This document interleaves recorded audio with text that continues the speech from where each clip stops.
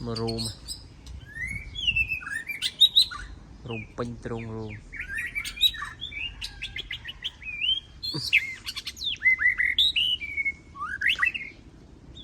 mình dâm thấy thôi anh ấy cái chơi lục muốn nó vào nó sẽ to thế nào mà cái này giờ đã nãy thấy là anh ấy sẽ cái chơi thơ này này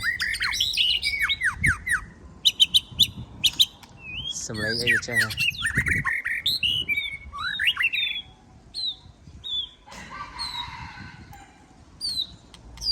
anh ấy chơi dựng bàn lục muốn đó anh không bá chứ cái sẽ chơi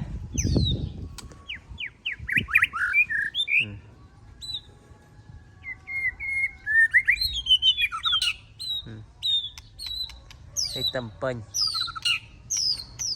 cái pin mà là giờ cao sắp hết rồi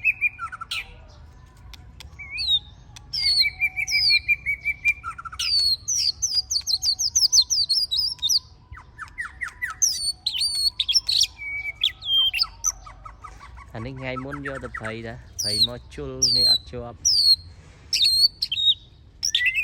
mình ngày nay dành vô được tiền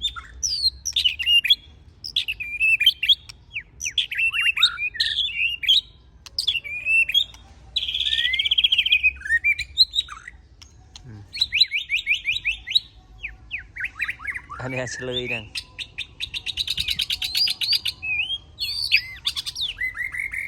anh ấy nè anh ấy gây cho tôi lười muốn kịp chạm vào và vậy đã hãy dùng rung vào lâu chủ rung tầm đọc vào một mục soi nghèo chủ rung là nghiếu ấy buồn lắm không anh ấy lười vào lười gì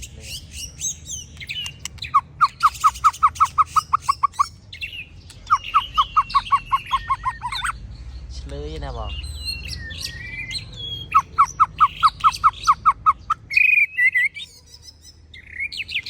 yên nè nè làm pin đi hay là này giờ bị bên nào mà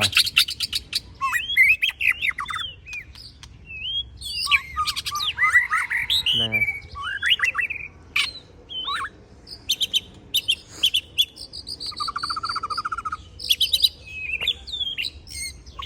dùng tí tí anh ấy hạt sau dùng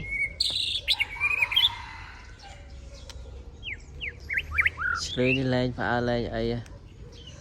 đang ở xe chứ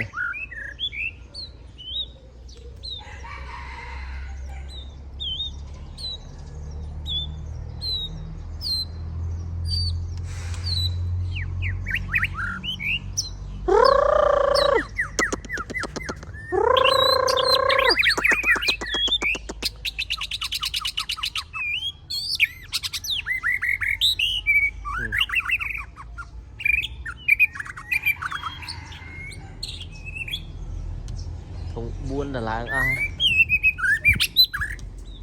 xe chứ đẹp.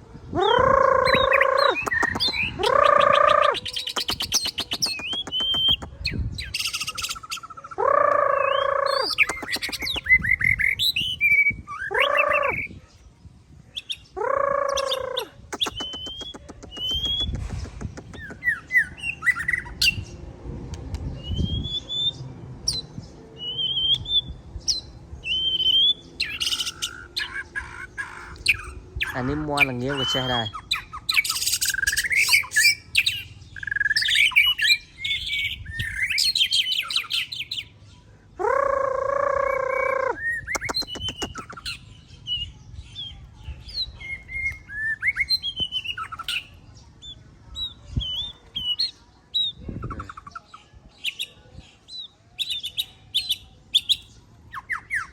lười nó chúng chơi vai chúng mà lao đô trơn lấy nào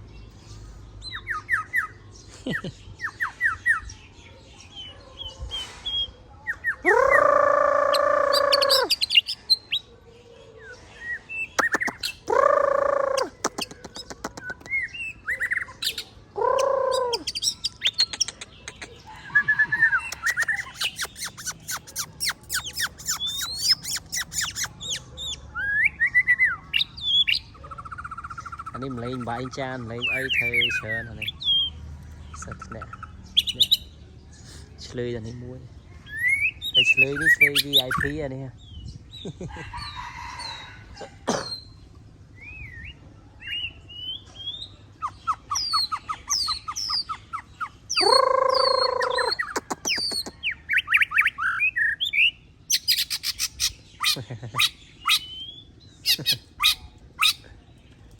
rồi chưa là mới cài lăng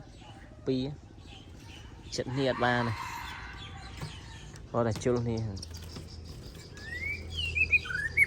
lưới đi gà hiên này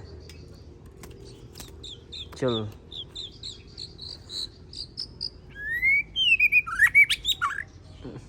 đây giờ tục đấy nha.